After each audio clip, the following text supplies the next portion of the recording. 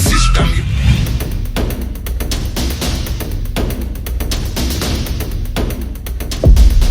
2024 का ट्रेलर हुआ रिलीज। 2024 के चुनाव की भविष्यवाणी। फिर शुरू हुई 2014 की कहानी। 3 राज्य के चुनावी हीरो ने सबको बना दिया जीरो। मोदी की आंधी में उड़े राहुल गांधी। कांग्रेस के पास कुछ राज्य बचे शेष। 4 राज्यों के चुनाव का जनादेश एक बड़ा संदेश दिया गया।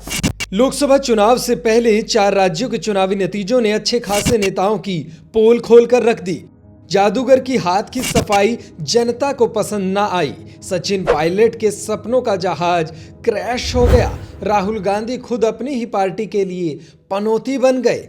पनौती तो कांग्रेस के वादे और प्रियंका गांधी दोनों मोदी की आंधी के सामने कहीं खो से गए।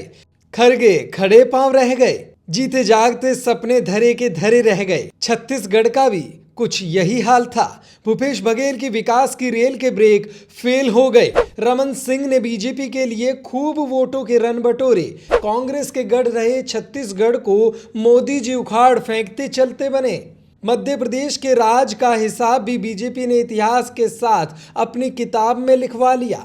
मोदी जी ने अपने चेहरे पर शिवराज मामा को मध्य प्रदेश फिर थमा दिया। कमलनाथ खुद को राजनीति का अनाथ महसूस कर बैठे। दिग्विजय सिंह कांग्रेस पर बोझ बन बैठे। लेकिन ये जनादेश क्या संदेश दिया गया?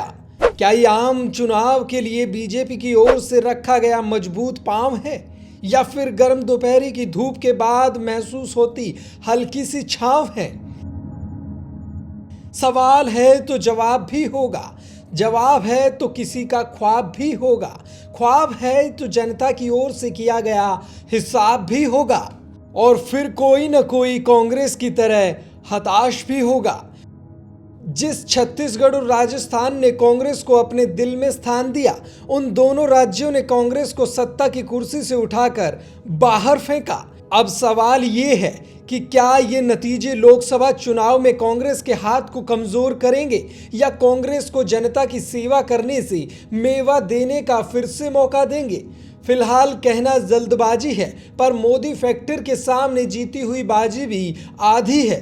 पिछली बार का उदाहरण सबके सामने है, लेकिन अब बड़ा उदाहरण पेश करने की तैयारी है। मोदी लहर के कहर से फिर से गांव शहर में भगवा रंग घुल मिल गया। नरेंद्र मोदी की रणनीति के आगे विरोधियों का सिस्टम हिल गया। राम जी के चरणों का वंदन करने वालों को मानो इस जीत से अमृत मिल गया। अयोध्या में राम मंदिर के निर्माण के लिए अब 22 जनवरी 2024 की तिथि भी तय हो गई है।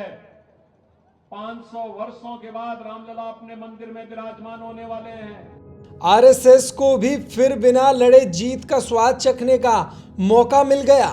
सबका अनुभव अब भारत की जनता के पास है। ऐसा हमको चलना पड़ेगा। मतदान के प्रचार के समय ये सारे हथकंडे फिर से अपनाए जाएंगे। उसकी आग में हमको पड़ना नहीं चाहिए। ये ध्यान रखकर हम आगे बढ़े। राहुल गांधी और कांग्रेस की मेहनत पर फिर पानी फिर गया। 3 राज्यों में कमल फिर खिल गया। मोदी जी आपके राज में फिर से सिस्टम हिल गया।